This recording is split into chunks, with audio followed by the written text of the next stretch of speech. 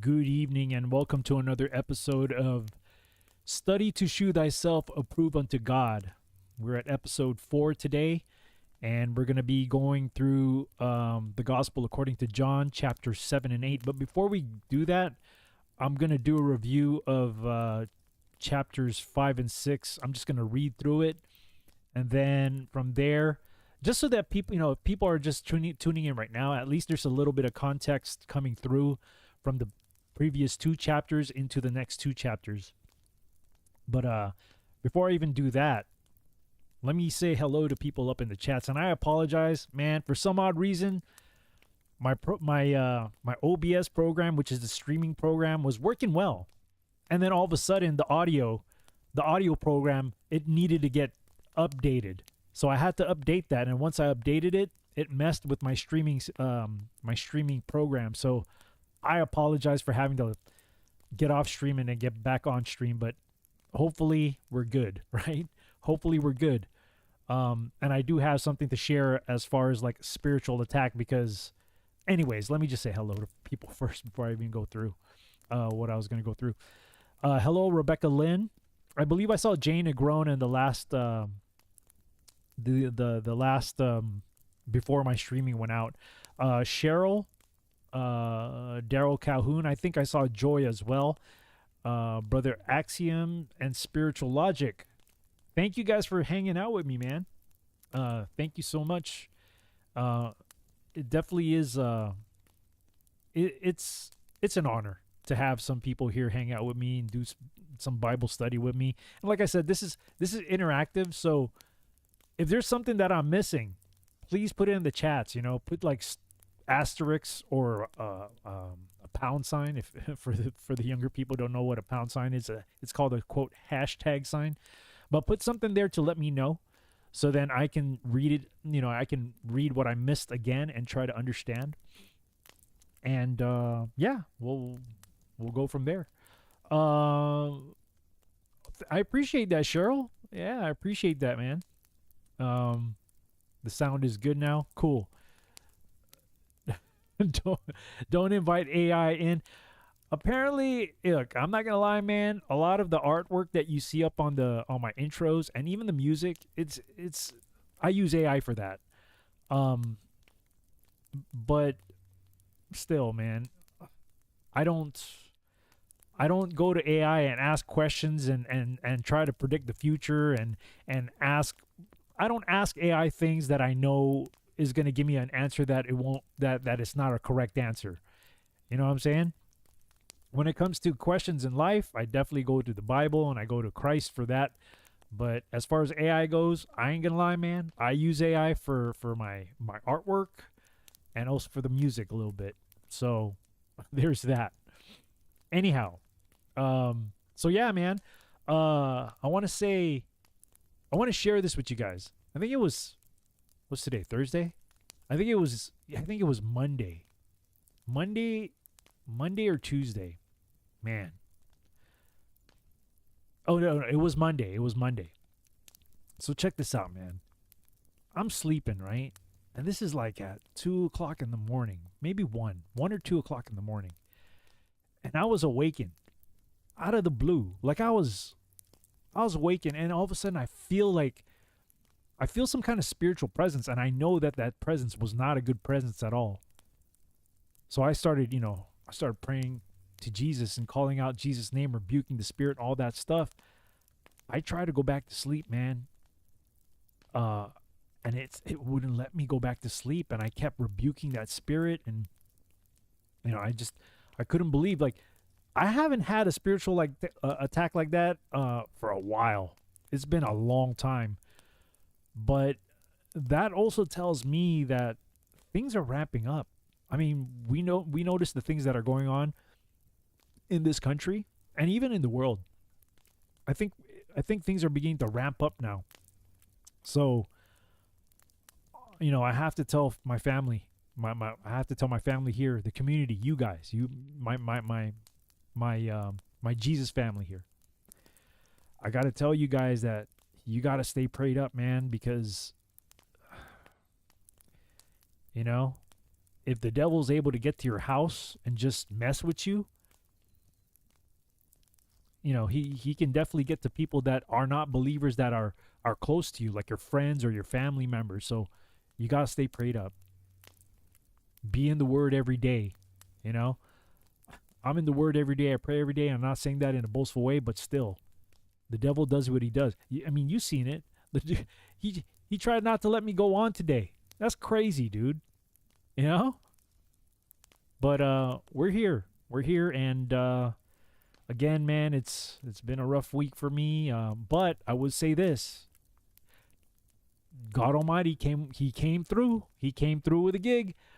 And I'm grateful for it, and I'm working on one more. But as far as the job search goes, man, today I got a phone call for another no. And this is for a server position. And, they told me, oh, we're going to proceed with somebody with more experience. So I'm thinking to myself, well, okay. A guy who used to work in law enforcement, having to face life-threatening stuff, not every day, but at some moments, and able to handle stuff like that. I guess I don't have enough experience to work in a restaurant. So I don't know. There's that. There's that. So anyhow, glad to see you guys again. So let's go ahead and dive into it, man. Let's go dive into this. And we'll start again, like I said, from chapters 5. We'll do 5 and 6. I'm just gonna read through it, and then we'll go step by step on chapters 7 and 8. So let me get the screen here for you guys, and let me mute that. Get that there. All right. Cheryl says, we got a huge target on our backs. No fear. Yeah, I don't fear, man. I wasn't scared, but I was aware that I was like, man, this dude playing games with me, man. But I'm not scared because I know what team I'm in. If anything, he's scared. That's why he came to me. He can't go directly to God, so he goes to his sheep instead, thinking that he's gonna scare all his sheep. But if you're really grounded in Christ, man, you really are not afraid. Cheryl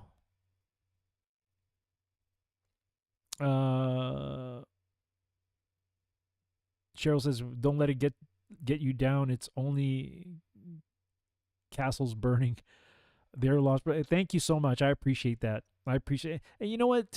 Even though I got a no today, I don't know. Today is a weird day because even though I'm having a really rough time, man, today it seems pretty good. Like it's an uplifting day. I don't know why, but I do know why. I do know why. It's God Almighty. And honestly,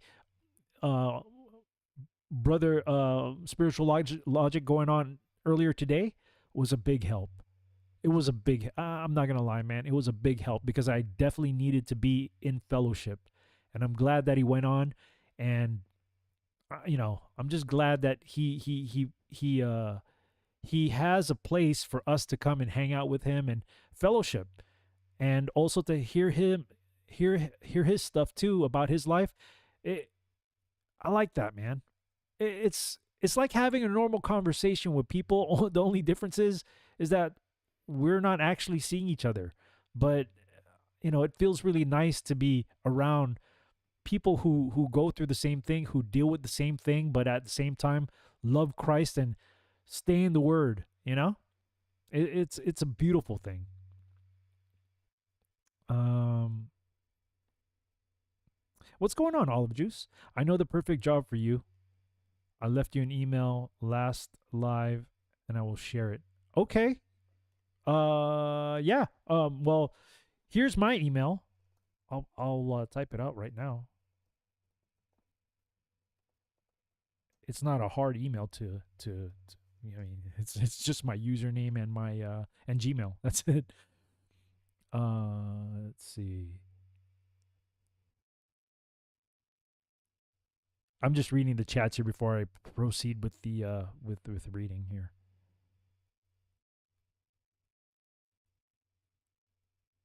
Okay. All right. So chapter 5.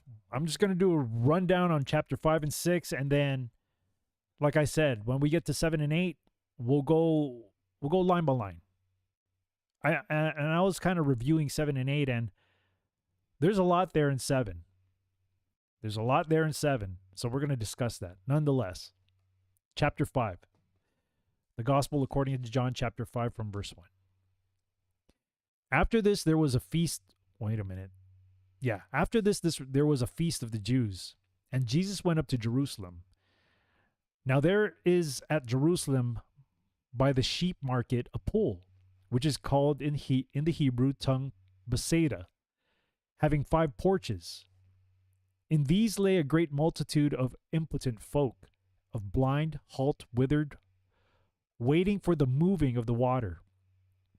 For an angel went down at a certain season into the pool, and troubled the water. Whosoever then first after the troubling of the water stepped in was made whole of whatsoever disease he had. And a certain man was there, which had an infirmity 38 years.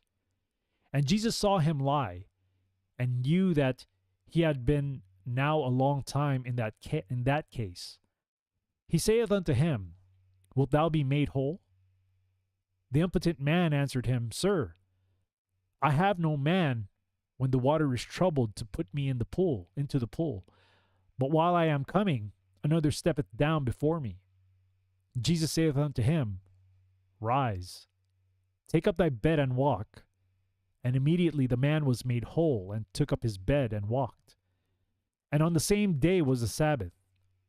The Jews therefore said unto him that was cured, It is the Sabbath day. It is not lawful for thee to carry thy bed. He answered them, He that made me whole, the same said unto me, Take up thy bed and walk. Then asked they him, What man is this which said unto thee, Take up thy bed and walk? And he that was healed wist not who it was, for Jesus had conveyed himself away, a multitude being in that place. Afterward, Jesus findeth him in the temple, and said unto him, Behold, thou art made whole, sin no more, lest the worst thing come unto thee. The man departed and told the Jews that it was Jesus, which had made him whole. And therefore did the Jews persecute Jesus, and sought to slay him, because he had done these things on the Sabbath day. But Jesus answered them, My Father worketh hitherto, and I work. Therefore the Jews sought the more to kill him, because he not only had broken the Sabbath, but said also that God was his Father, making him equal to God. Then answered Jesus and said unto them, I can't read today. Verily, verily I say unto you, the Son can do nothing of himself, but what he seeth the Father do. For what things soever he doeth, these also doeth the Son likewise. For the Father loveth the Son, and sheweth him all things that himself doeth. And he will shew him greater works than these, that ye may marvel. For as the Father raiseth up the dead, and quickeneth them, even so the Son quickeneth whom he will. For the Father judgeth no man, but hath committed all judgment unto the Son, that all men should honor the Son, even as they honor the Father. He that honoureth not the Son honoureth not the Father which hath sent him. Verily, verily I say unto you, he that heareth my words and believeth on him that sent me hath everlasting life, and shall not come into condemnation, but is passed from death unto life. Verily, verily I say unto you, the hour is come and is now, when the dead shall hear the voice of the Son of God, and they that hear shall live. For as the Father hath life in himself, so hath he given to the Son to have life in himself, and hath given him authority to execute judgment also, because he is the Son of Man. Marvel not at this, for the hour is coming, in the which all that are in the graves shall hear his voice, and shall come forth, that they have done good, unto the resurrection of life, and they that have done evil, unto the resurrection of damnation. I can of mine own self do nothing. As I hear, as I judge, and my judgment is just, because I seek not mine own will, but the will of the Father which hath sent me. If I bear witness of myself, my witness is not true. There is another that beareth witness of me, and I know that the witness which he witnesseth of me is true. Ye sent unto John, and he bare witness unto the truth. But I receive not the testimony from man, but these things I say, that ye might be saved. He was a burning and a shining light, and ye were willing for a season to rejoice in his light. But I have greater witness than that of John, for the works which the Father hath given me to finish, the same works that I do, bear witness of me, that the Father hath sent me. And the Father himself which hath sent me hath borne witness of me. Ye have neither heard his voice at any time, nor seen his shape, and ye have not his word abiding in you. For whom he hath sent, him ye believe not. Search the Scriptures, for in them ye think ye have eternal life, and they that are which testify of me, and ye will not come to me, that ye might have life. I receive not honor from men, but I know you, that ye have not the love of God in you. I am come in my Father's name, and ye receive me not. If another shall come in his own name, him ye will receive. How can you believe which receive honor one of another, and seek not the honor that cometh from God only? Do not think that I will accuse you to the Father. There is one that accuseth you, even Moses, in whom ye trust. For ye had believed Moses, ye would have believed me, for he wrote of me. But if ye believe not his writings, how shall ye believe my words? Next chapter. What's going on, Tita? Nice to see you out there. Let me just blow this thing up, man.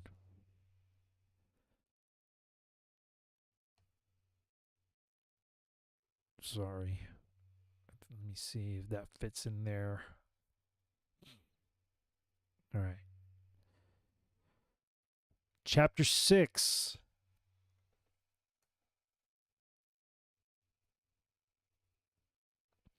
After these things, Jesus went over the Sea of Galilee, which is the Sea of Tiberias, and a great multitude followed him, because they saw his miracles which he did on them that were diseased. And Jesus went up into a mountain, and there he sat with his disciples. And the Passover, a feast of Jews, was nigh. When Jesus then lifted up his eyes, and saw a great company come unto him, he saith unto Philip, When shall we buy bread that these may eat? And this he said to prove him, for he himself knew that he would do. Philip answered him, 200 pennyworth of bread is not sufficient for them, that every one of them may take a little. One of his disciples, Andrew, Simon Peter's brother, saith unto him, There is a lad here, which hath 5 barley loaves, and 2 small fishes. But what are they among so many? And Jesus said, Make the men sit down. Now there was much grass in the place, so the men sat down, in number about 5,000. And Jesus took the loaves, and when he had given thanks, he distributed to the disciples, and the disciples to them that were set down, and likewise of the fishes as much as they would. When they were filled, he said unto his disciples, Gather up the fragments that remain, that nothing be lost. Therefore, they gathered them together, and filled 12 baskets with the fragments of the 5 barley loaves, which remained over and above unto them that had eaten. Then those men, when they had seen the miracle that Jesus did, said, This is of a truth that prophet that should come into the world. When Jesus therefore perceived that they would come and take him by force to make him a king, he departed again into a mountain, himself alone. And when even was now come, his disciples went down unto the sea, and entered into a ship, and went over the sea toward Capernaum. And it was now dark, and Jesus was not come to them. And the sea arose by reason of a great wind that blew.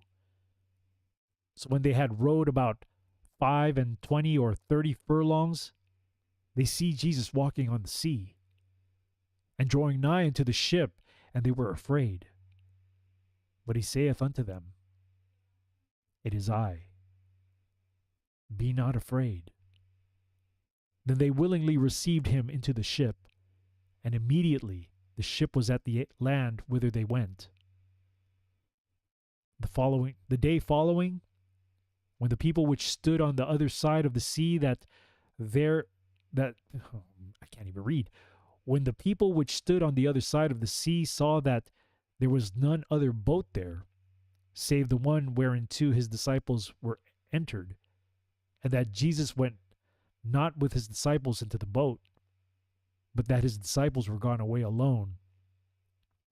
Howbeit there came other boats from Tiberias nigh unto the place where they did eat bread after the Lord had given thanks.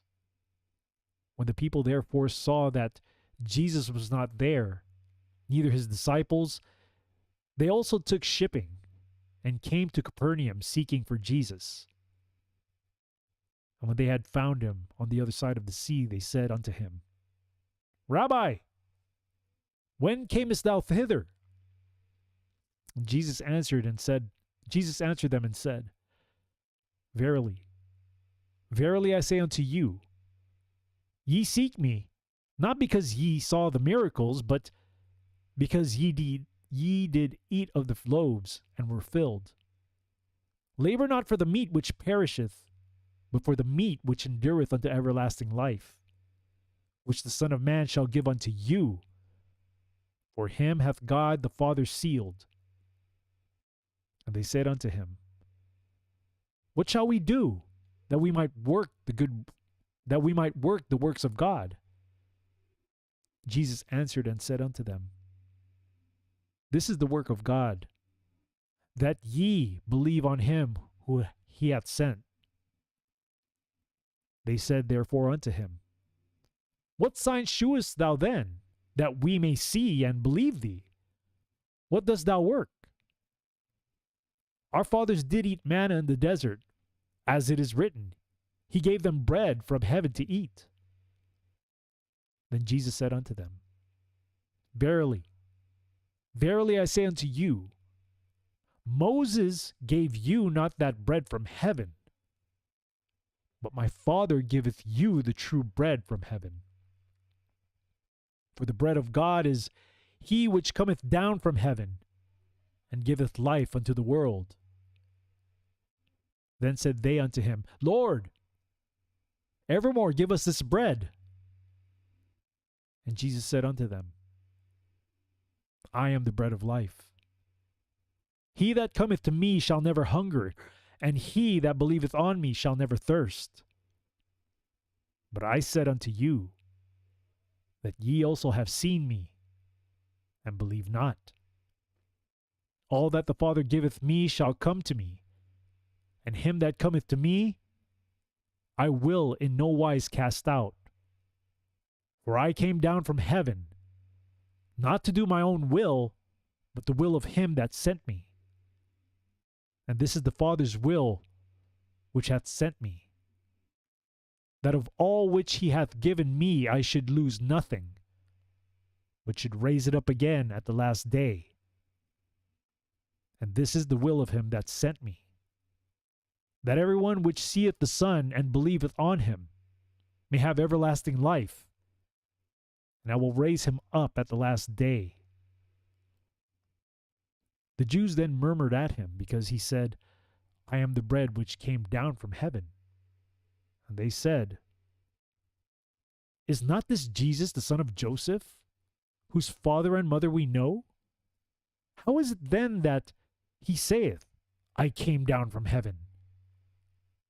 Jesus therefore answered and said unto them, Murmur not among yourselves.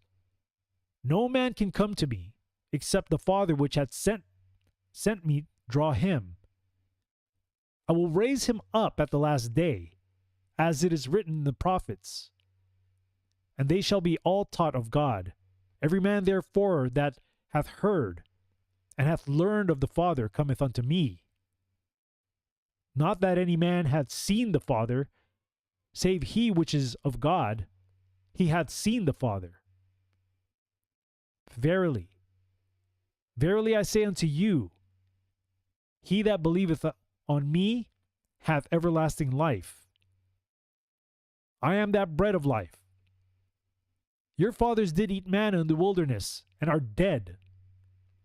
This is the bread which cometh down from heaven, that a man may eat thereof, and not die.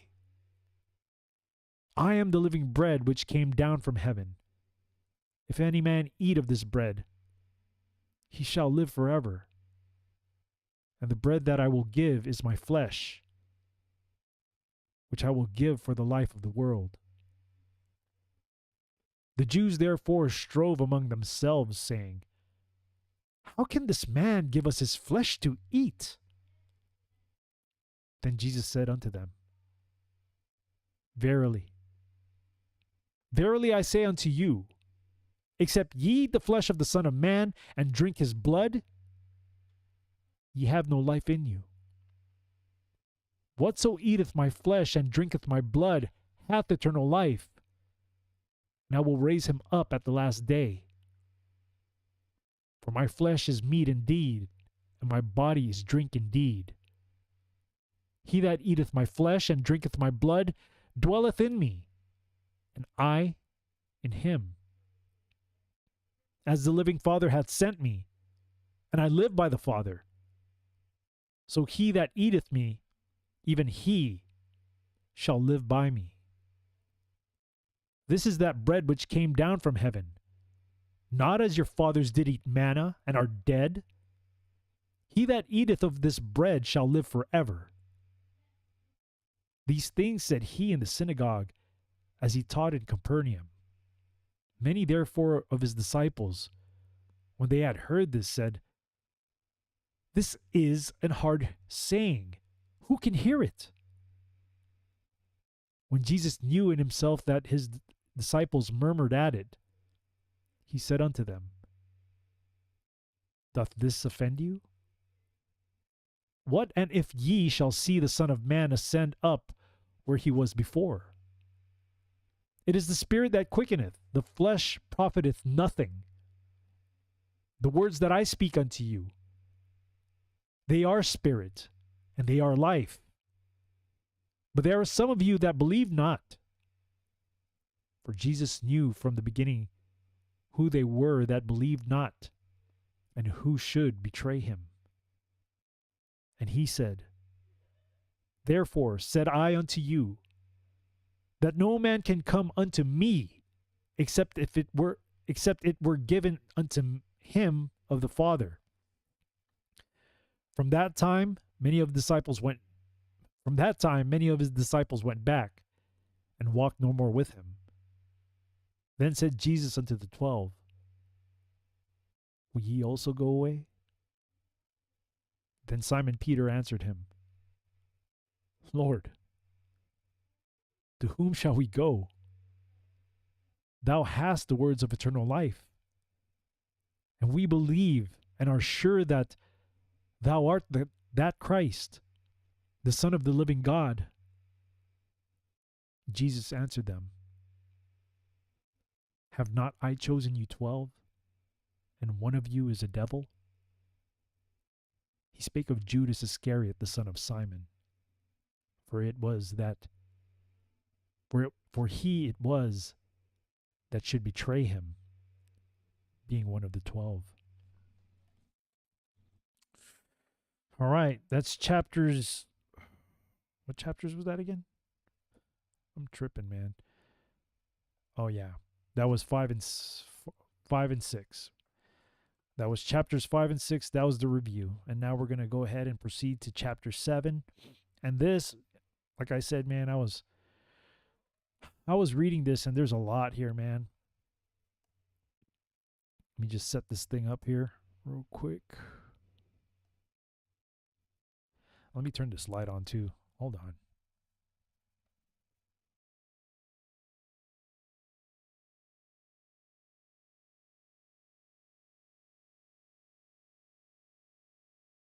Sorry about that. I had to turn on the light, man. It's getting dark. Let me see what's going on in the chats here real quick. Nothing much.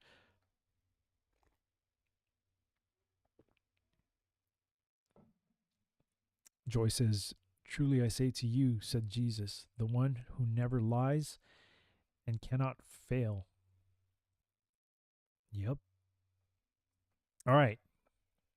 Verse 1 from chapter 7. This one's titled The Disbelief of Jesus' brothers, which is his disciples, right? After these things, Jesus walked in Galilee, for he would not walk in Jewry because the Jews sought to kill him. Now the Jews' feast of tabernacles was at hand. His brethren therefore said unto him, Depart hence, and go into Judea, that thy disciples also may see the works that thou doest. For there is no man that doeth anything in secret, and he himself seeketh to be known openly. If thou do these things, shew thyself to the world. So, let's break down what he's trying to say here. Let's break down what he's trying to say here. After these things, Jesus walked in Galilee, for he would not walk in Jewry because the Jews sought to kill him. So basically, he wasn't going to Galilee. Well, he ended up going, but he wasn't going to go with his disciples because it wasn't his time yet to be, to be taken out.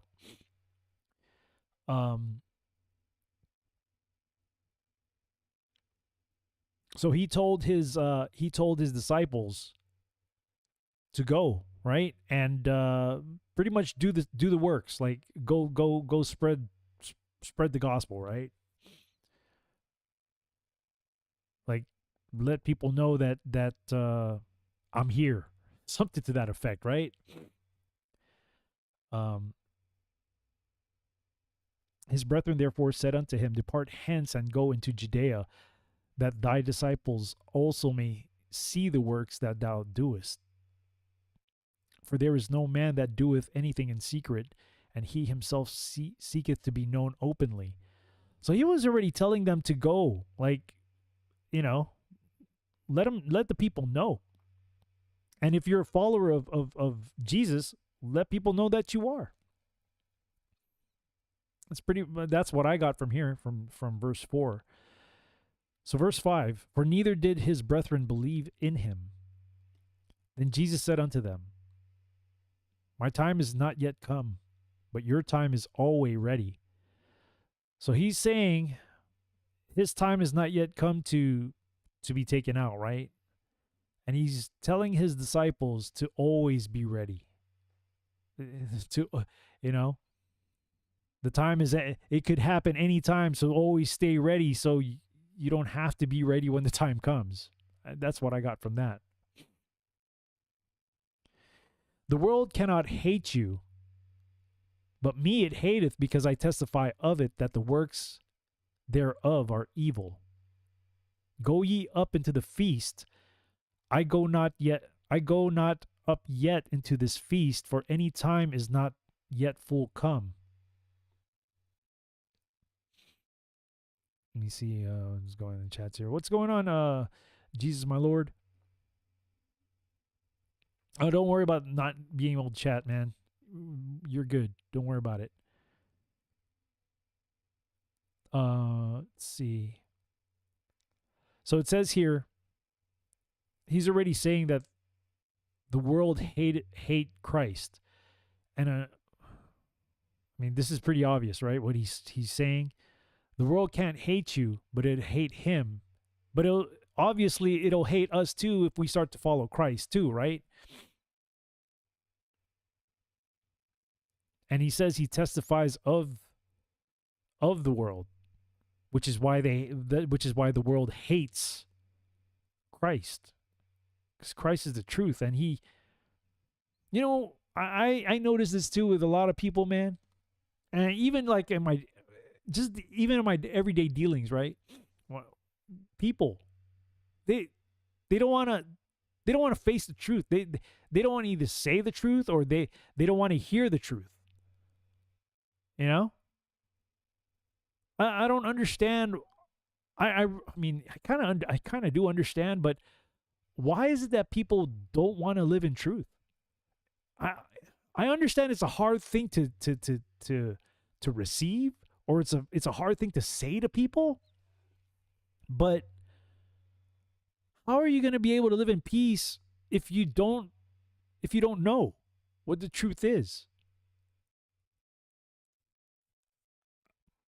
Jesus knew this a long time ago, that when you speak truth that's what he basically did with all the Pharisees. He was speaking truth to them and they didn't like it. But even if you're not talking about the gospel or anything like that to people, just regular everyday stuff, when you speak the truth or anything like that, people hate that. That's crazy, dude. And look, I think we were all guilty of this at one point of our life. But there's got to come a point in time where you mature, and you got to say to yourself, there's hard truths that you got to hear about yourself, or if whatever you're doing is not the right thing, you got to hear these truths. And sometimes you have to let people know too the hard truth about them as well.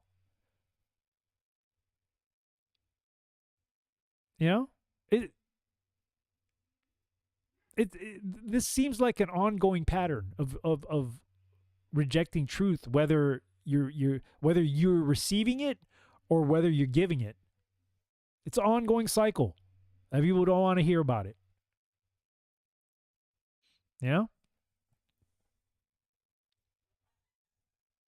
But hey, Jesus Christ said it already, right? The world cannot hate you, but me it hateth, because I testify of it, which is he tells the truth, right? That the works thereof are evil. He told the Pharisees how evil they were, or who their father is. Go ye up into this feast. I go not yet up into this feast, for my time is not yet full come. So he's saying that it's not time for him to, go through what he's supposed to go through. When he had said these words unto them, he abode still in Galilee. But when his brethren were gone up, then went he also up unto the feast, not openly, but as it were in secret. What's going on, Curious Georgia? Thanks for tapping in.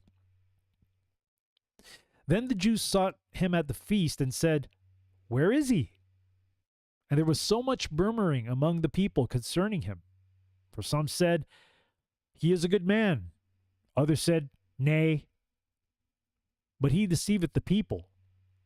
Howbeit no man spoke openly of him for fear of the Jews. Now about the midst of the feast, Jesus went up into the temple and taught. And the Jews marveled, saying, "How knoweth this man letters? How knoweth this man letters, having never learned?" So check this out, man. These so-called learned people, they're astonished about how he knows these things without being so-called learned. Yeah? Yeah, sometimes being learned, it boosts your ego as opposed to humbling you. You know what I'm saying? Because I used to work with lots of people with degrees. But boy, they weren't bright at all. Not to say that I'm smart, but hey, sometimes keeping things simple and just being simplistic in what you do is probably the best thing, the best way to operate sometimes. You know? Some of these people who are so-called educated, trust me, man, I've had discussions with these people, man. A lot of them are young, to be honest. A lot of them are young.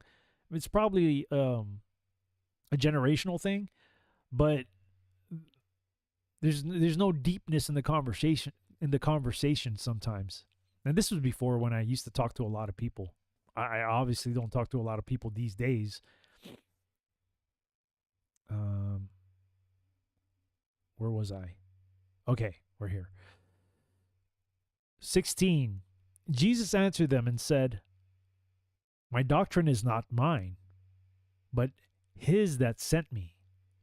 So he keeps alluding to people that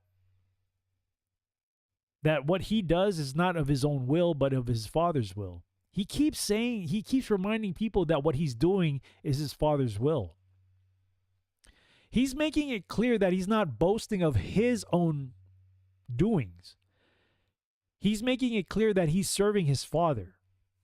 You know? He's humbling himself. You know? He's saying that I'm just the messenger. I'm his son. I'm just doing the will of my Father. That's all that I'm doing. He didn't say like, "Oh yeah, look at me. I know all these things. You know, I did that. I fed all these people. There's no I there. It's the will of my Father." You know?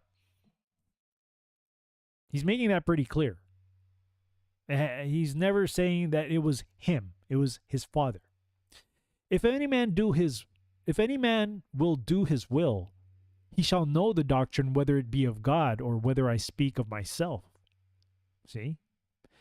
He that speaketh of himself seeketh his own glory. This is exactly what he does, man.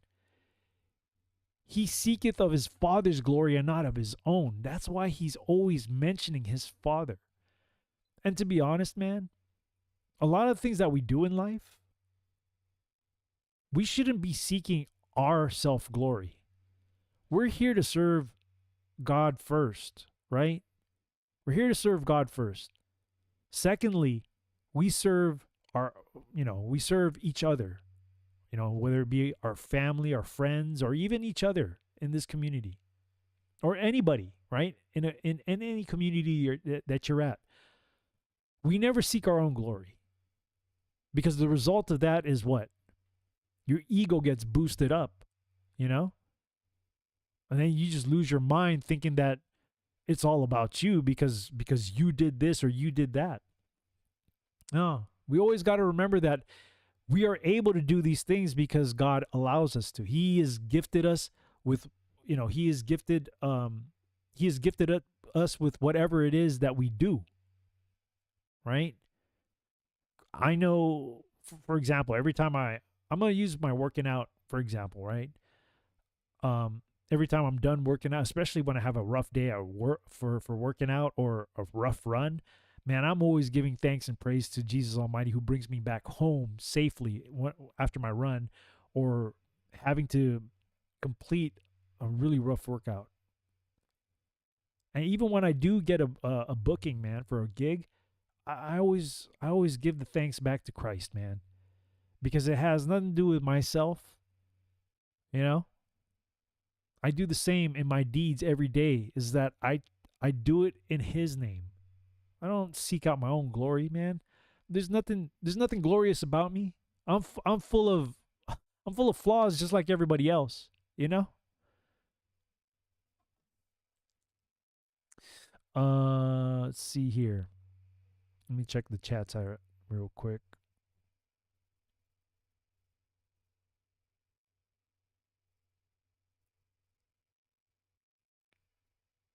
It's funny. All right. Verse 19. Did not Moses give you the law, and yet none of you keepeth the law? Why go ye about to kill me? Man, so he's already saying, even though they didn't verbally say it to him that they want to kill him, he's already saying, man, why you guys want to kill me, man? I'm just trying to help you guys out, right? But like I said, man, people don't like the truth. They get offended by the truth either way, whether giving the truth, whether they're receiving the truth, you know, they feel either scared because they don't want to say the truth, or they're offended because they heard the truth. It's crazy, man. I notice this every day in my life. Every day. Every day. They're afraid of the truth. They hate it.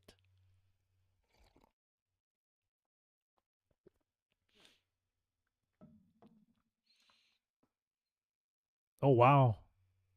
I pray going out that we may return safely and have, yeah, you know, I always am grateful for, even at, like, for one, when we book a gig, I'm thankful. When we get home safely, I'm thankful. I'm always grateful for everything that He gives me. I'm grateful that He wakes me up. I'm grateful that I'm allowed to come on the on the streams to share with you guys. Even when I catch other people's streams, I'm grateful for that. It has nothing to do with me, man. I'm just a servant, and I'm just trying to serve the best way I can with what I know and with what I have, which is really much, which is okay. You know, I prefer it that way. It's a lot more simpler, you know.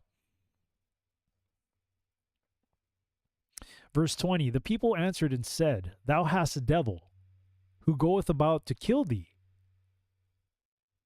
Jesus answered and said unto them, I have done one work, and ye all marvel. Moses therefore gave unto you circumcision, not because it is of Moses, but of the fathers. And ye on the Sabbath day circumcise a man. If a man on the Sabbath day receive circumcision, that the law of Moses should not be broken, are ye angry at me because I have made a man every whit whole on the Sabbath day? That's crazy, isn't it? So they were angry at him. They wanted to, you know. Apparently, Jesus broke the so-called law of the Sabbath because he healed the impotent man, the blind man. You know, and here these people, they do the circumcisions on the Sabbath day, but yet when he's trying to heal make a man whole, to heal the blind man, that's like breaking the law. It's crazy, man. That is crazy. You know? I think, I think that of course, healing somebody is a lot more important than keeping the Sabbath if Jesus is going to do that, you know? Judge not according to the appearance, but judge righteous judgment. So they're pretty much judging without even looking at themselves. But we deal with that a lot in this world, right? There's a lot of that going on these days. Look, man, every once in a while, I think we're all guilty of that too, right? I'm quick to admit it though. Today, these days, I'm quick to admit that now. It may slip out from time to time, but I'm always quick to say to myself, yeah, you know, I can't do that. I can't say that because I'm probably the same way too. You know? Cheryl says Jesus was a non-violent revolutionary. He didn't have to be violent. That's the thing, man. That is so profound that he didn't even have to be violent. You know? He said the words that appealed to their heart, and he got those guys exactly where it needed to be get, which is at the core, which is your heart. You're right. And this is why they had so much anger for Christ, because he spoke the truth. And we see the same thing happening. Like I said, I kind of sound repetitious here, but this is the lesson today, right? The lesson, so far, what we're seeing here is that Jesus has been speaking the truth to these people, but yet they reject that, even though they know deep down inside he's right about what he's saying. We see the same thing today. Why do you think there's so many people with these channels that are trying to tell people what's going on? When people are rejecting, that's not even gospel talk, that's not even Jesus talk, but you got channels that are revealing the truth about what's going on with people who are making moves for this country, right? But you got the majority of people who are so lost, who are thinking that there's going to be one man to save the whole country, or possibly even the whole world. Yet channels like that get rejected by people, They get rejected, or they call them crazy.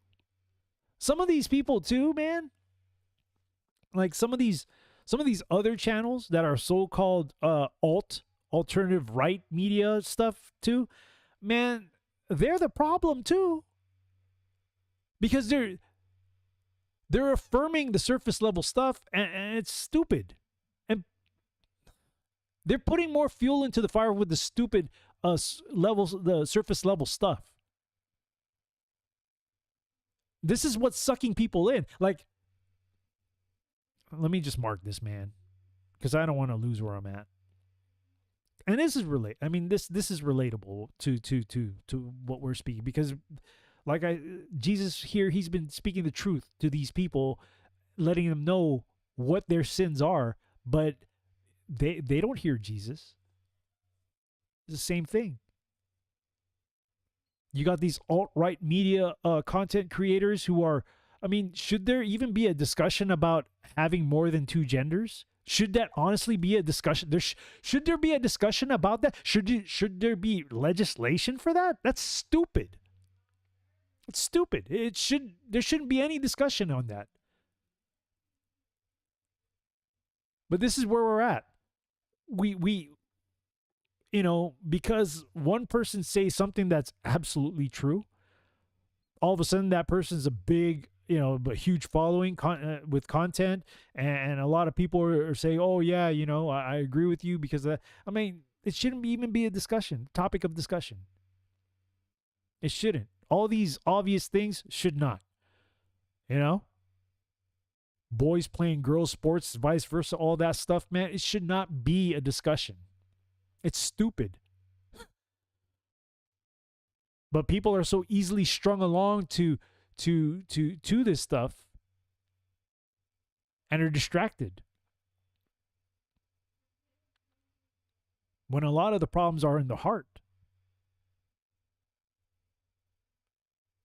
The problems are within us. We're the problems.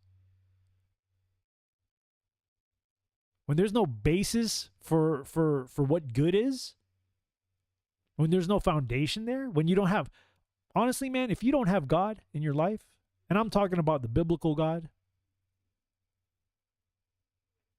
the one true God, you got nothing. You got nothing. And it's funny because also a lot of these people who are not believers, they love to borrow from God. Yeah?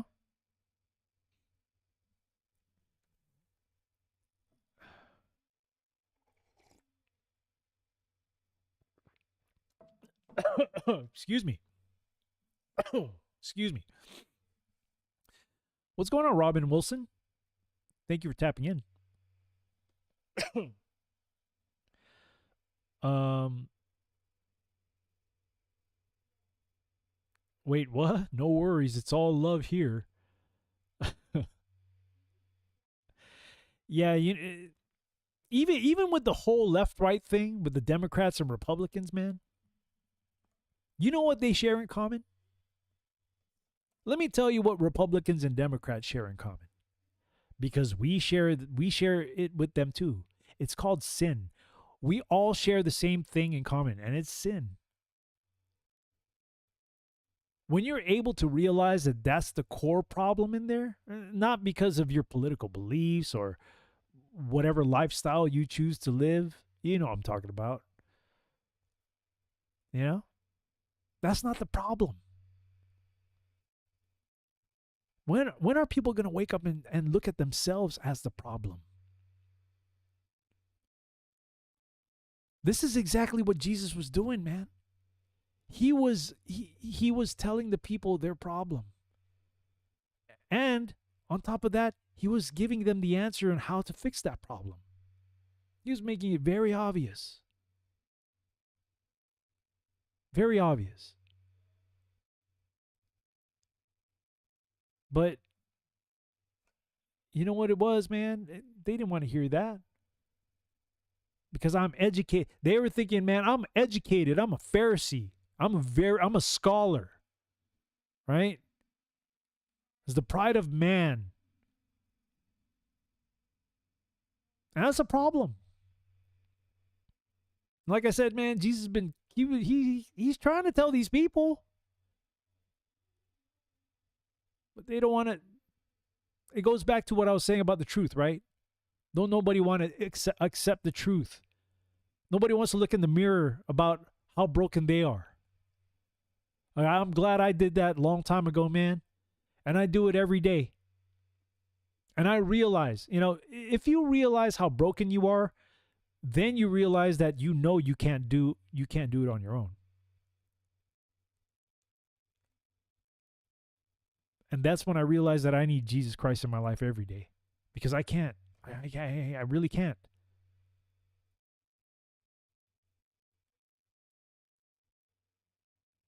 I can't be doing my own will, man, because if it goes against Christ, yeah, initially you may be able to achieve what your own will is, but in the long run, he's gonna bring you down, dude. And I know that firsthand. And I'm pretty sure everybody else out there understands this. I've tried my ways, but it didn't work. It may have worked short time. But now what?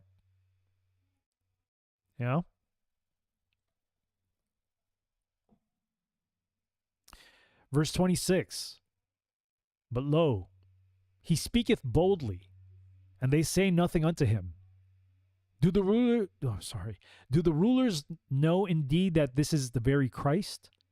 Howbeit know this man whence he is? But when Christ cometh, no man knoweth whence he is. Boom. Look at that, man. Then cries Jesus in the temple as he taught, saying, Ye both know me, and ye know whence I am. And I am not come of myself, but he that sent me is true, whom ye know not. It's funny because the words that they were saying about how they don't know, like, they know about the man, but they don't know when he comes. It backfired on them. They were speaking stupidity. But here's Jesus in front of their face saying, I am that man. You know, he's saying the opposite of what they were saying. They know of the man, but they don't know when he comes. And now he's there saying that he is the man, and they don't know the man. Isn't that crazy? Man. You know, something like that should make you think, right? There's a reason why. There's a reason why we don't fully know who God is or why he does what he does. There's a reason for that. Because we're not God, right? We're not gods. Doesn't that just made me marvel just reading that, right? Verse 27. Howbeit we know this man whence he is, but when Christ cometh, no man knoweth whence he is. But then Jesus flipped it on them, right? Right? He goes, ye both know me, and ye know whence I am, and I am not come of myself, but he that sent me is true, whom ye know not. He's saying, man, I'm right here, and you don't know me? That's crazy, dude. He flipped it on them. That should have been a mind blower. Like, snaps, man. How do I respond to that? Right? Verse 30. Then they sought to take him, but no man laid hands on him because his hour was not yet come. And many of the people believed on him and said, when Christ cometh, will he do more miracles than these which this man hath done? The Pharisees heard that the people murmured such things concerning him. And the Pharisees and the chief priests sent officers to take him. But then said Jesus unto them, Yet a little while am I with you, and then I go unto him that sent me. Ye shall seek me, and shall not find me, and where I am, thither ye cannot come.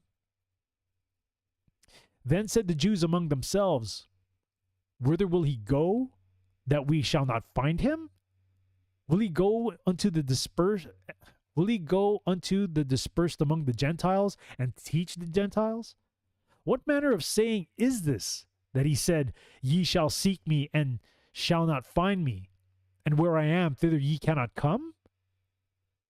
In the last day, that great day of the feast, Jesus stood and cried, saying, If any man thirst, let him come unto me and drink. He that believeth on me, as the scripture hath said, out of his belly shall flow rivers of living water. But this spake he of the Spirit, which they that believed not. I can't read. But this spake he of the Spirit, which they that believed on him should receive. For the Holy Ghost was not yet given, because that Jesus was not yet glorified. What's going on, XC? Nice to see you. Many of the people, therefore, when they heard this saying, said, of a truth, this is the prophet. So they affirmed it like they at least affirmed that he was a greater being, like being a prophet at least, right? They affirmed that. But man, I mean, the clues were there about how he spoke to them. You know? He stirred these people up without, like what Cheryl said, he's a revolutionary without being violent. Because he knew that all he had to do is appeal to the conscience of people.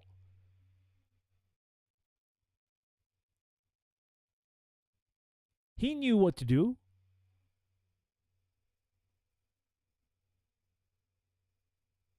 That should have been a clue for them to realize that this is not a normal this is not a normal man.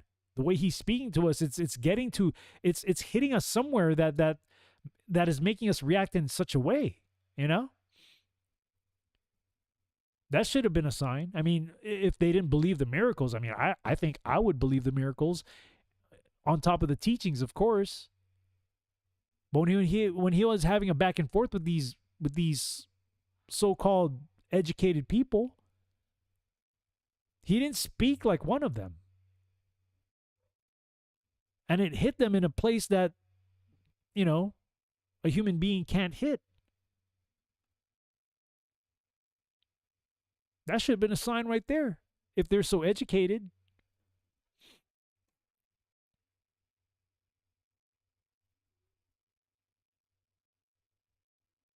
Let's see. What's going on, Gigi? Nice to see you. Don't worry, man. Even when you're late, you're on time.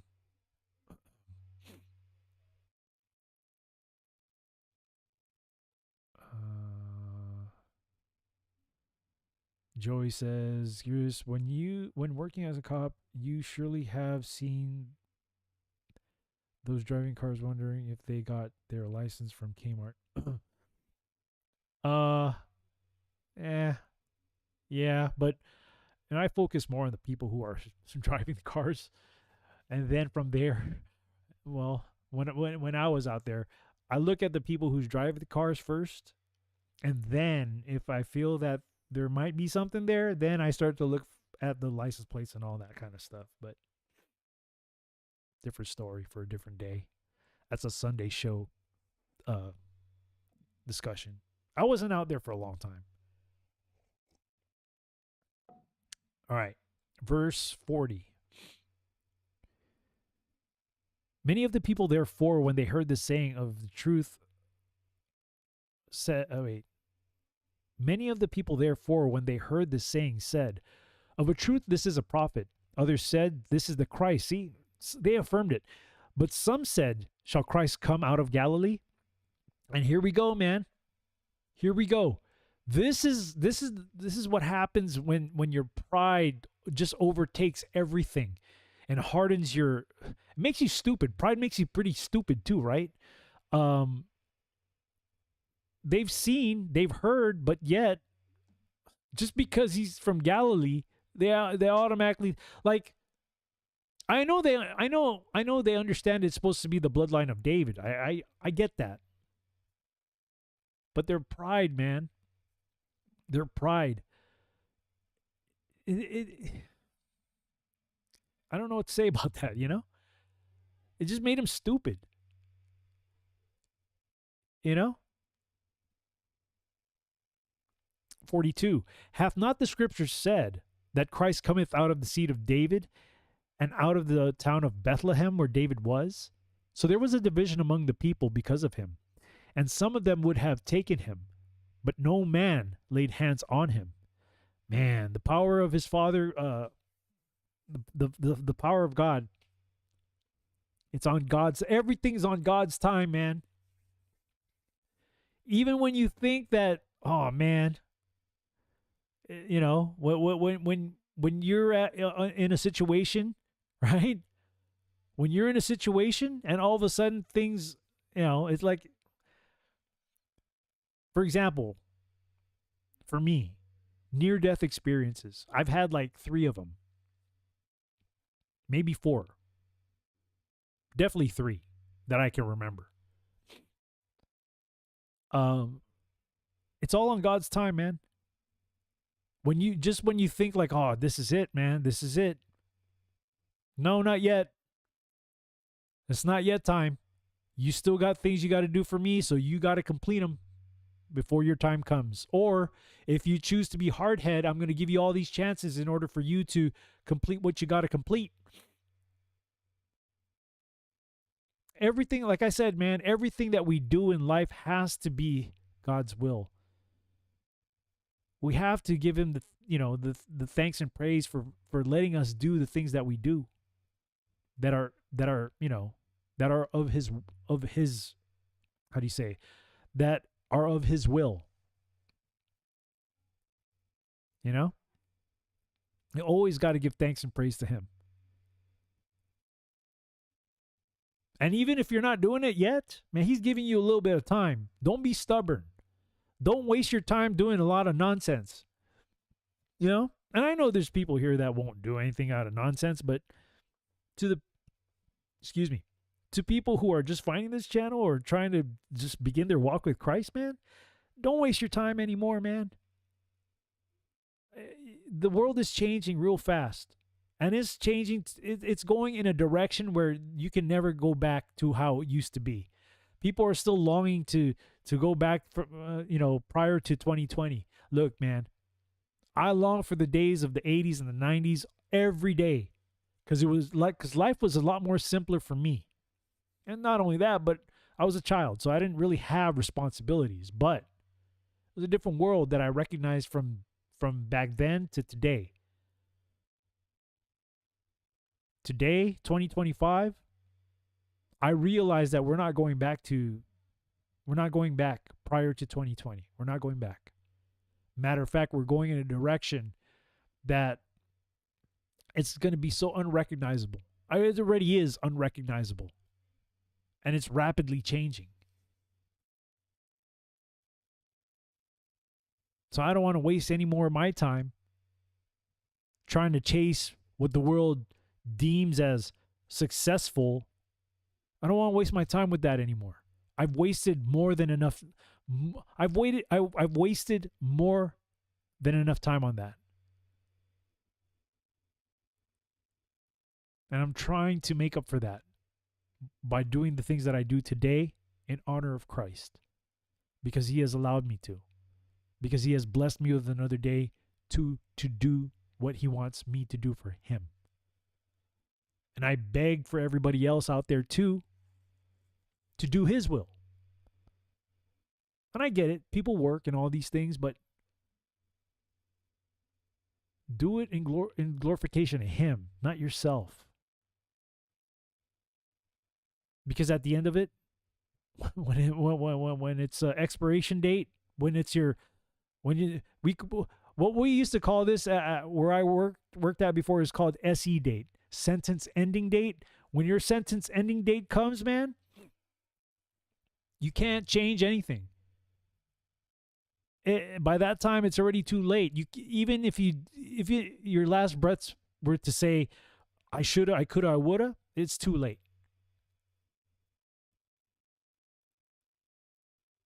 You know?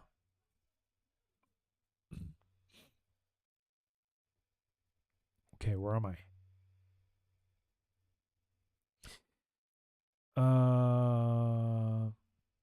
Okay, 45. Then came the officers to the chief priests and Pharisees, and they said unto them, Why have ye not brought him? The officers answered, Never man spake like this. See, they even knew. I was just saying this. Like they didn't understand. They knew that the way he was talking to them was not, it's not like how a man would talk to another man.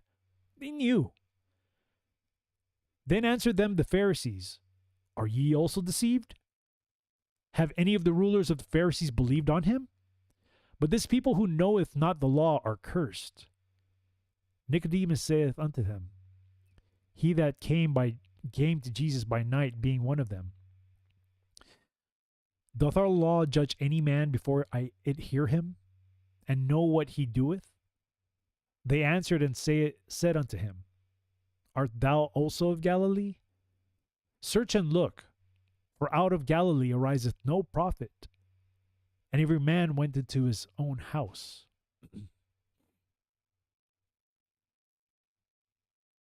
Joyce's divine appointment. Yep. Divine appointment. Look, man, that's all that it is. You know? That's all that it is. And it's not just our SE dates, but it's also, it's also when we come to Christ, man. You know? I think everything that is done in a timely manner, that are huge impacts in your life, definitely that's divine appointment for sure. You know? Chapter 8.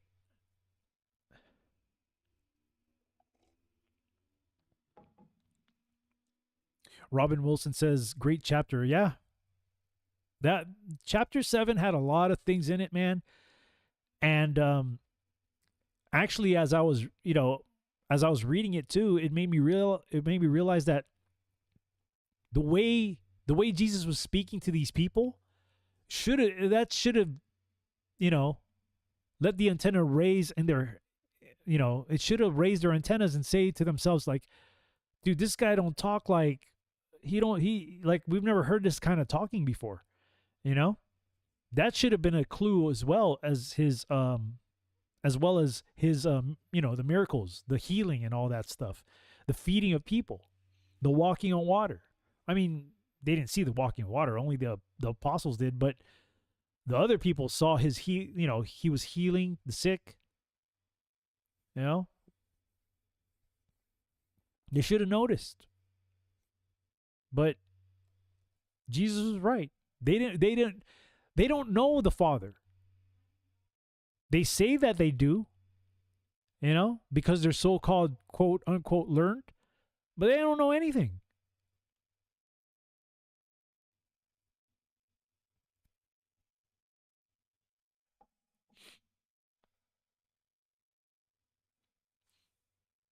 All good, Tita. No, do your thing. Don't worry about it. I understand I know there's people probably lurking and stuff, so don't worry about it. I know I said it's an interactive stream. If I miss something, and if there's something somebody wants to talk about on like a verse or something, we can talk about it too. I don't know a whole bunch, but this is why it's an interactive thing, because if somebody out there knows more than I do, hey, I'm humble enough to say that I don't know. I did that the first day. I was asking one of these verses that I couldn't even understand, and thankfully somebody on the chats, I think it was Bahara, who explained that for me, and I was like, oh, okay, that makes sense now.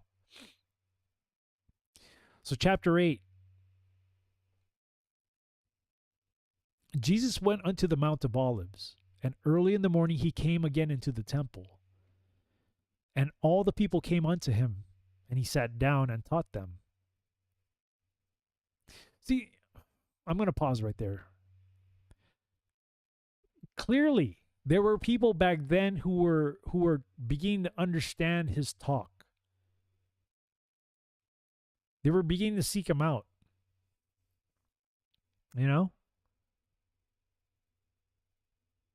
This is like his teachings is one of the reasons that kind of drew me to him too. That his teachings, like, in the book of Matthew, because there's a lot of the lessons come from all of his sermons come from the book of Matthew.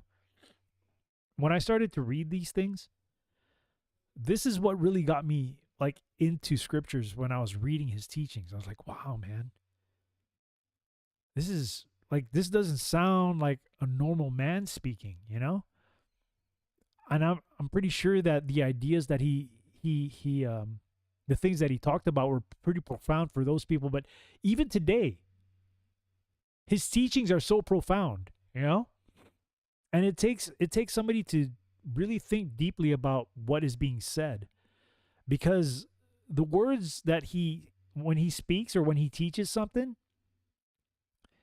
it doesn't go straight. I mean, it goes straight to your brain, yeah, but I think it goes deeper than just our mental capacity. It goes down to the core of us, which is our heart. And then that's when things start really turning. Like, that's what really makes the gears turn, because it hits us where it should hit us. And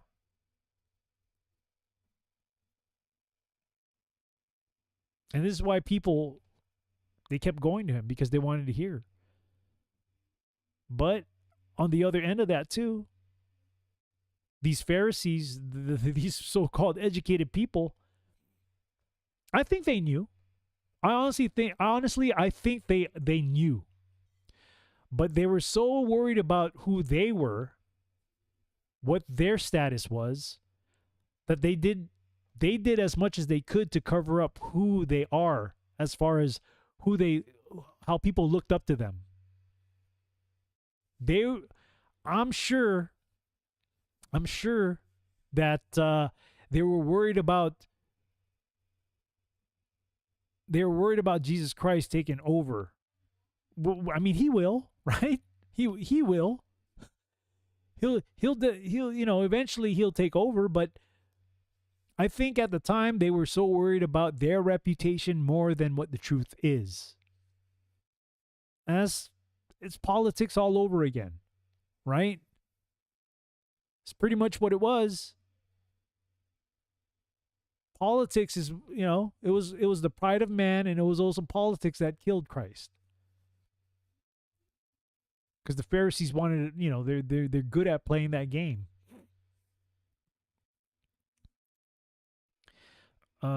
Which is another reason why I hate politics too. And the scribes and Pharisees brought unto him a woman taken in adultery. And when they had set her in the midst, they say unto him, Master, this woman was taken in adultery in the very act. Now Moses in the law commanded us that such should be stoned. But what sayest thou? Dude, this story right here, man. Remember what I was saying, that what he said went straight to where it needed to go? It didn't go to the head, it went to the heart. But let's read on. Let's read on and see we all know the story, but his words, man, he didn't do anything. It was it's what he said, right? Check it out, verse 6. This they said, tempting him. See, they're trying to get one over. They're trying to get one up on Jesus. Well, it didn't work, man. It didn't work the way they thought it would work. That they might have to accuse him. Oh, here we go. But Jesus stooped down and with his finger wrote on the ground as though he heard them not. So when they continued asking him, he lifted up himself and said unto them, oh, here it is, man. Oh, here it is. He that is without sin among you, let him first cast a stone at her. And again he stooped down and wrote on the ground. Doesn't explain what he was writing. I'm kind of curious as to what he was writing. Doesn't say. Verse 9. And they which heard it, oh, here it is, man. Here it is. Being convicted by their own conscience, went out one by one, beginning at the eldest even unto the last. And Jesus was left alone, and the woman standing in the midst. When Jesus had lifted up himself and saw none but the woman, he said unto her, Woman, where are those thine accusers? Hath no man condemned thee? She said, No man, Lord. And Jesus said unto her, Neither do I condemn thee. Go and sin no more. Oh, dude, that is, again, he appealed to the conscience of the men that are about to stone the woman. And as he gave mercy and grace to this woman right here, the prostitute, right? Again, his words spake to her heart.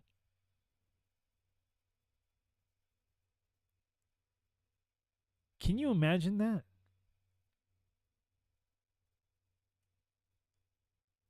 Very powerful. Without having to do anything physical, but just speak. Then Jesus spake again unto them, saying, I am the light of the world. He that followeth me shall not walk in darkness, but shall have the light of life. The Pharisees therefore said unto him, Thou bearest a record of thyself. Thy record is not true. Now, here we go, man. Here we go with the back and forth with Pharisees and Jesus, right? Here we go. Jesus answered and said unto them, Though I bear record of myself, yet my record is true, for I know whence I came, and whither I go. But ye cannot tell whence I come, and whither I go. Ye judge after the flesh. I judge no man. And yet if I judge, my judgment is true. For I am not alone, but I and the Father that sent me. It is also written in your law that the testimony of two men is true. I am one that bear witness of myself, and the Father that sent me beareth witness of me. Then said they unto him, Where is thy Father? Jesus answered, Ye neither know me nor my Father. If ye had known me, ye should have known my Father also. These words spake Jesus in the treasury, as he taught in the temple, and no man laid hands on him, for his hour was not yet come. Then said Jesus again unto them,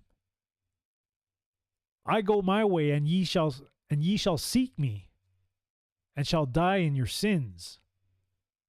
Whither I go, ye cannot come. Man. Yo, he was already letting them know, like, man, you're going to hell, dude. He was already telling these folks, man. He was already telling them, man, you guys are walking dead. You guys are going to hell. Where I'm going, you're not going. He already knew. He knew their hearts. He knew their hearts. And he repeated this over and over and over again. You know, it's almost as if he was telling them so that he was giving them a chance. Because at the same time, he was teaching and he was healing people, counseling people. He was doing all these things, man. But they just kept rejecting.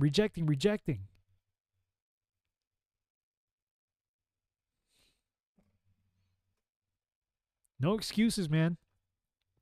When Jesus is telling you something and you keep rejecting, then he's going to be like, all right, cool.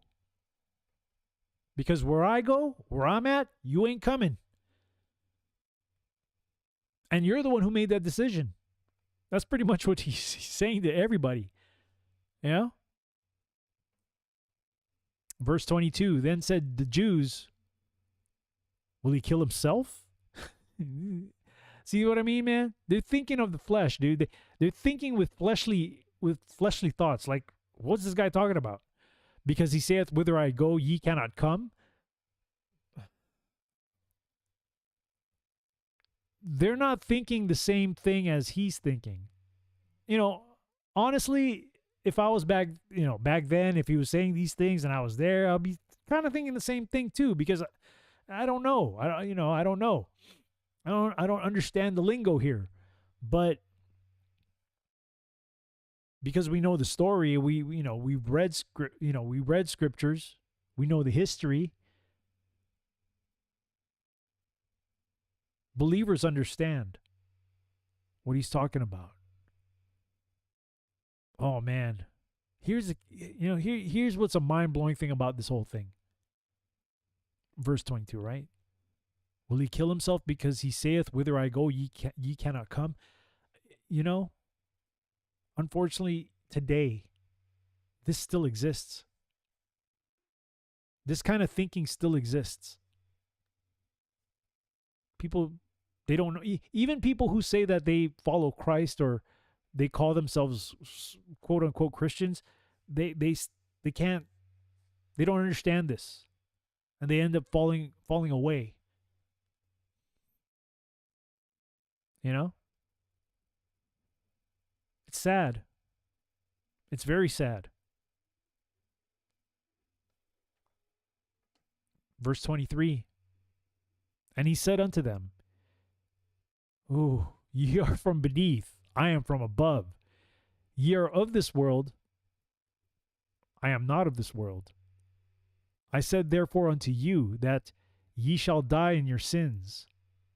For if ye believe not that I am he, ye shall die in your sins. So he was already, he was still giving him a chance, man. He was being very patient with these dudes. He's like, he's pretty much saying that, dude, I'm the Son of God.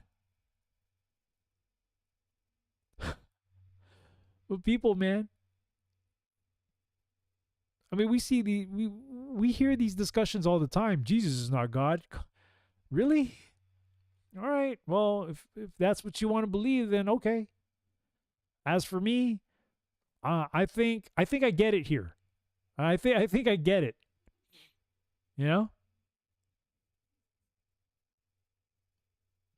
Then said they unto him, Who art thou? Man, I wonder if he was getting irritated about having to repeat himself over and over and over again. Probably not, because he has patience, right? And Jesus saith unto them, Even the same that I said unto you from the beginning. I have many things to say and to judge of you, but he that sent me is true, and I speak to the world those things which I have heard of him.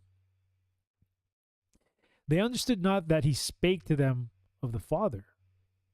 Then Jesus said unto them, When ye have lifted up the Son of Man, then shall ye know that I am he, and that I do nothing of myself, but as my Father hath taught me, I speak these things. And he that sent me is with me. The Father hath not left me alone, for I do always those things that please him. He's repeating himself. He's explaining to everybody that he's his Father's servant. He's doing the will of his Father. He never took credit for all the things that he did for himself.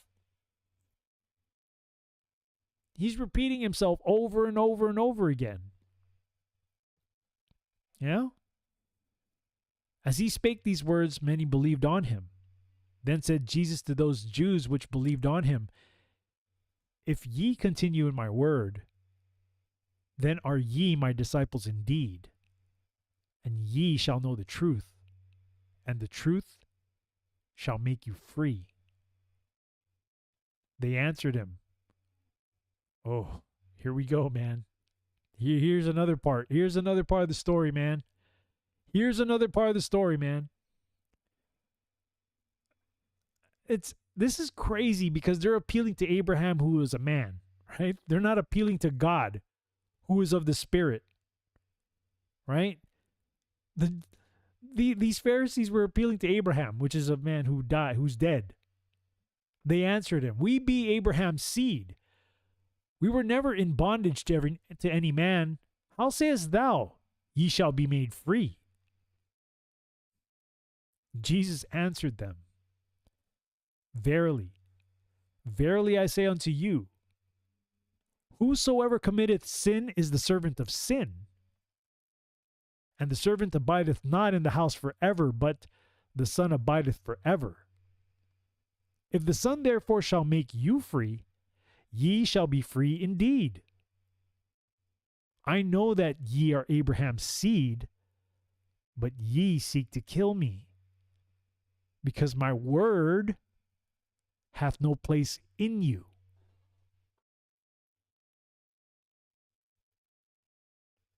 It's huge, man. Huge. I speak that which I have seen with my Father, and ye do that which ye have seen of your father. They answered and said unto him, Abraham is our father. Jesus saith unto them, If ye were Abraham's children, ye would do the works of Abraham. But now ye seek to kill me, a man that hath told you the truth which I have heard of God. This did not Abraham. Ye do the deeds of your father. Then said they to him, We be not born of fornication. We have one Father, even God. What are you talking about, dude? Jesus kept telling you already, man. Even the way he taught, the way he spoke to you, but you still rejected him. They still rejected him. 42, Jesus said unto them, If God were your Father, ye would love me, for I proceeded forth and came from God. Neither came I of myself, but he sent me. Why do ye not understand my speech? Even because ye cannot hear my word? Ye are of your father the devil, and the lusts of your father will ye, for ye will, wait. Ye are the father of your, slow it down here. Ye are of your father the devil, and the lust of your father ye will do. He was a murderer from the beginning, and abode not in the truth, because there is no truth in him. When he speaketh a lie, he speaketh of his own, for he is a liar, and the father of it. Oh, those have to be cutting words to them, man. That's definitely got to be like, woo. And unfortunately, this seems to be an ongoing thing today, 2025, right? 2,000 years ago, Jesus was telling the people, the truth. Fast forward today, believers are continuing to share the truth.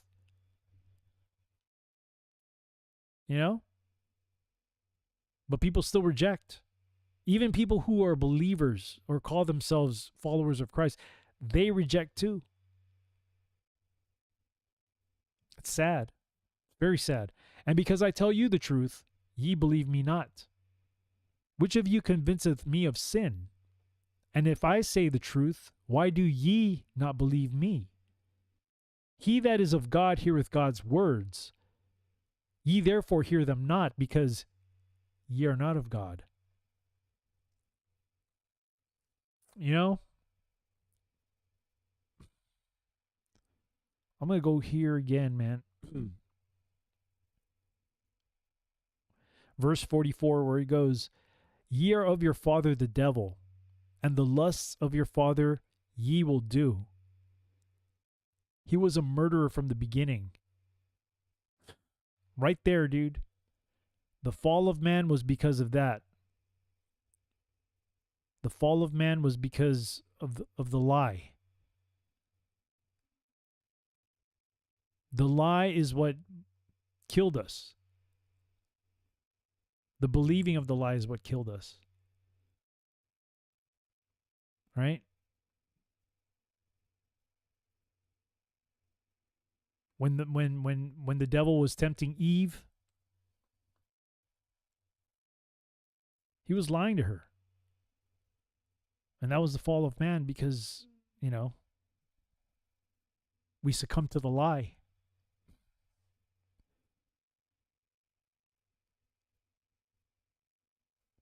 Crazy, man.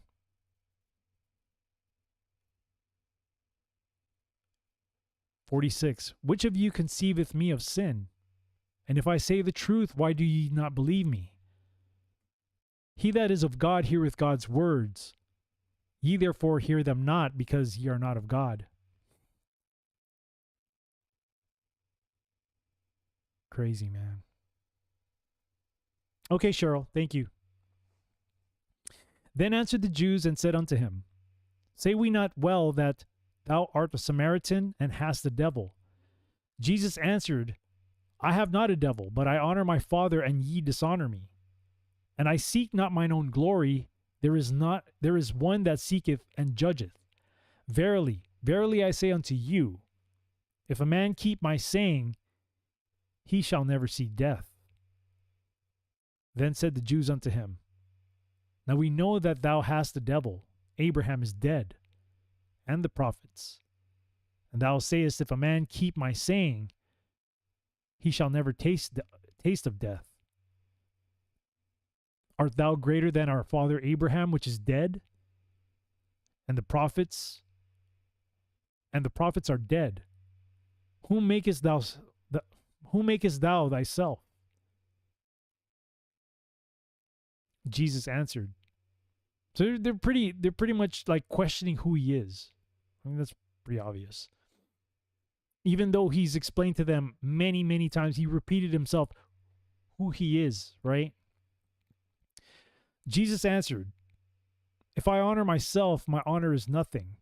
It is my Father that honoreth me, of whom ye say that he is your God. Yet ye have not known him, but I know him. And if I should say I know him not, I shall be a liar like unto you. But I know him, and keep his saying. Your father Abraham rejoiced to see my day, and he saw it, and was glad. Then said the Jews unto him, Thou art not yet 50 years old, and hast thou seen Abraham? Jesus said unto them, Verily, verily I say unto you, before Abraham was, I am. Then took they up stones to cast at him. But Jesus hid himself and went out of the temple, going through the midst of them, and so passed by. Wow. So there it is, man. For the people who, especially Muslims, have a problem with this, man. He pretty much said that he's God. Verse 58, man. Verily, verily, I say unto you, before Abraham was, I am.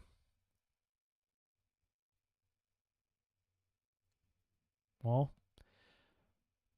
back in that time, I am was referred to as God.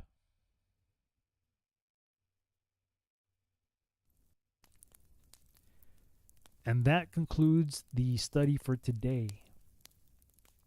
That was chapter 8. Next week, Lord willing, we're going to do 9 and 10. So,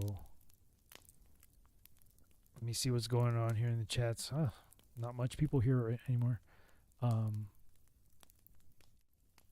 Anyhow.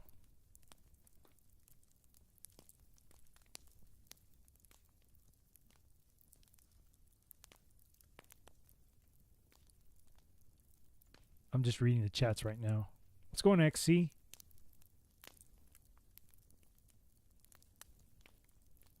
All right. Well, that's my time for tonight. Hope somebody got something out of this, and I don't see any questions or anything like not that I can probably answer them, because I'm still learning myself, you know.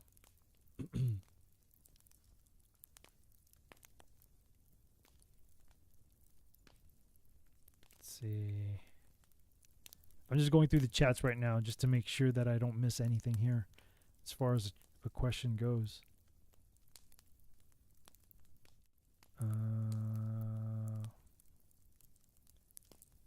No, I don't see any questions. Cool.